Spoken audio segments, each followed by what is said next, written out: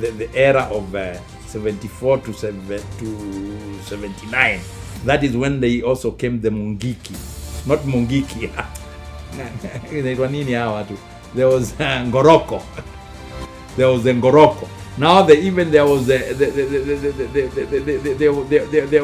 now the Kiambu Mafia, with the help of people like Paul Ngei from Ukambani, they came up with a scheme to make sure that Moi doesn't take over from Kenyatta. Like I'm telling you, from 1975, after Nani's death, after Nani's JM's death, Kenyatta was not very vocal again. I think it really also affected him because there was a big commissioner, a big name, what do you call it, select committee of 15 people. Kina Elijah Mwangale, kina Charles Rubia, and all that.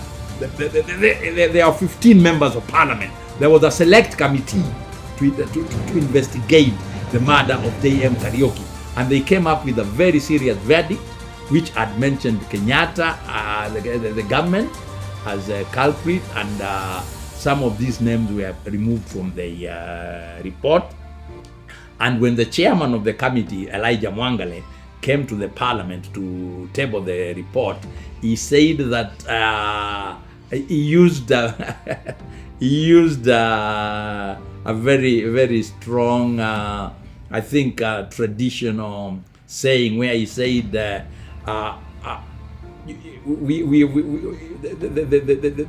hyena has told the stone, even if the stone did not hear. You understand? The hyena has told the stone, even if the stone did not listen, but it has been told. Because there is something they had told, now Kenyatta is the stone, and the hyenas are the committee. So the committee had told the stone, even if the stone did not implement, because they told Kenyatta the whole thing, but then he said some of the names should be deleted. So if you look at that select committee report, there are some names which were not done. But it was there was this Kiambu Mafia Attorney General Charles Njonjo. It was only noted. Parliament did not do anything. There was no implementation of the committee, but it was accepted, but just noted. It was just noted, I think.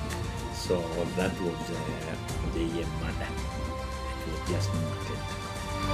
Yeah, it was not implemented. So that's another thing that we have to debunk.